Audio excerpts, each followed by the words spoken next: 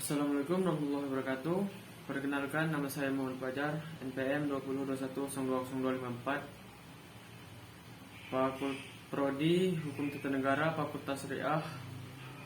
Di sini saya akan mempresentasikan PPT dari mata kuliah Filsafat Hukum Islam yang berjudul Pendekatan Filsafat Hukum, Ilmu Hukum dan Ilmu Sosial. Di sini dosen pengampunya Bapak Ervin Yogi Pradipta, MHI. Baik, yang pertama, ilmu hukum. Beberapa pendapat mengatakan bahwa karena filsafat hukum merupakan bagian khusus dari filsafat pada umumnya, maka berarti filsafat hukum hanya mempelajari hukum secara khusus, sehingga hal-hal non-hukum menjadi tidak relevan dalam mengkaji filsafat hukum. Sebagai filsafat hukum tunduk pada bersifat dan cara dan tujuan dari filsafat pada umumnya.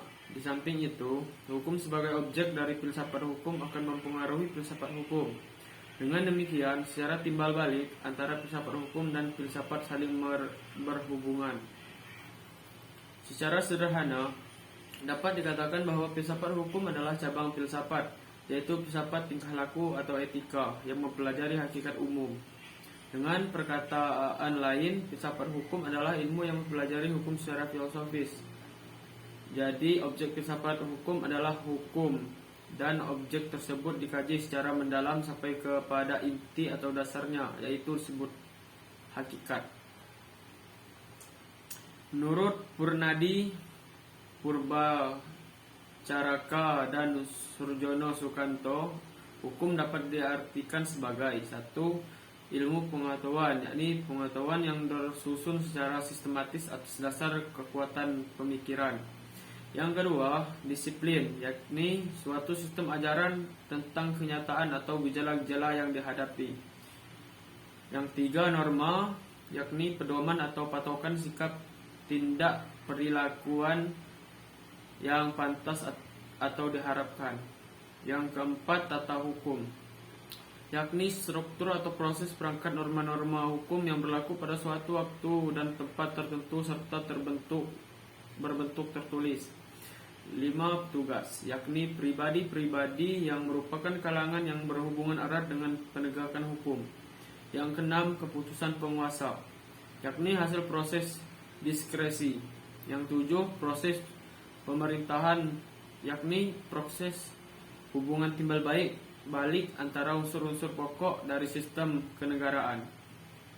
Yang ke-8, sikap tidak ajak atau perilaku yang teratur, yakni perilakuan yang diulang-ulang dengan cara yang sama yang bertujuan untuk mencapai kedamaian. Yang ke-9, jalinan nilai-nilai, yakni jalinan dari konsepsi-konsepsi abstrak tentang apa yang dianggap baik dan buruk. Ilmu filsafat sosial. Filsafat sosial merupakan cabang filsafat yang mempelajari persoalan kemasyarakatan secara kritis, radikal, dan komprehensif. Sejak Plato dan Aristoteles, kajian terhadap persoalan kemasyarakatan sudah menjadi objek penelitian tersendiri.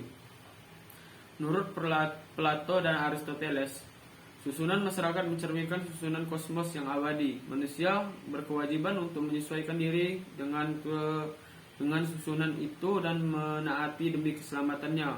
Kalau tidak, ia menghancurkan dirinya. Pada abad pertengahan, masyarakat Eropa masih memperlihatkan pada pola dasar yang sama, hanya sekedar mengoreksi terhadap paham Plato dan Aristoteles. Paham tentang otonomi kosmos diganti dengan paham heteronominya, yaitu kepercayaan bahwa kosmos tidak berdiri sendiri, tapi bergantung pada kemahakuasaan Allah. Ketertiban kosmos adalah suatu ketertiban yang telah diciptakan. Selanjutnya, perubahan hukum dan sosial. Proses yang terjadinya perubahan-perubahan pada masyarakat di dunia pada dewasa ini merupakan suatu gejala yang normal yang pengaruhnya menjalar dengan cepat ke bagian-bagian lain dari dunia. Antara lain berkat adanya komunikasi modern dengan taraf teknologi yang berkembang dengan pesatnya. Pertemuan-pertemuan baru di bidang teknologi. terjadi suatu revolusi modernisasi, pendidikan, dan lain-lain. Kejadian yang di suatu tempat yang cepat dan dapat diketahui oleh masyarakat lain yang bertempat tinggal jauh dari pusat terjadinya peristiwa tersebut di atas. Perubahan-perubahan dalam masyarakat dapat mengenai nilai-nilai, kaidah-kaidah, pola-pola perilaku, organisasi, struktur lembaga-lembaga sosial, stratifikasi sosial, kekuasaan, interaksi sosial, dan lain sebagainya. Selanjutnya, faktor yang mempengaruhi terjadinya perubahan sosial. Pada umumnya, dapat dikatakan bahwa sebab-sebab terjadinya perubahan-perubahan sosial dapat bersumber pada masyarakat itu sendiri, dan ada yang letaknya di luar masyarakat tersebut, yaitu yang datangnya sebagai pengaruh dari masyarakat lain atau dari alam sekelilingnya.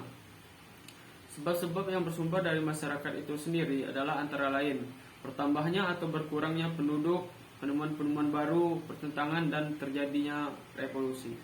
Suatu perubahan sosial dapat bersumber pada sebab-sebab yang berasal dari luar masyarakat tersebut. Misalnya, sebab-sebab yang berasal dari lingkungan alam, peperangan, pengaruh kebudayaan masyarakat lain, dan sebagainya. Baik, hanya itu saja yang bisa saya sampaikan. Maaf bila banyak salah kata. Kepada Allah saya mohon ampun. Saya akhiri. Wabillahi taufiq wal hidayah. Wassalamualaikum warahmatullahi wabarakatuh.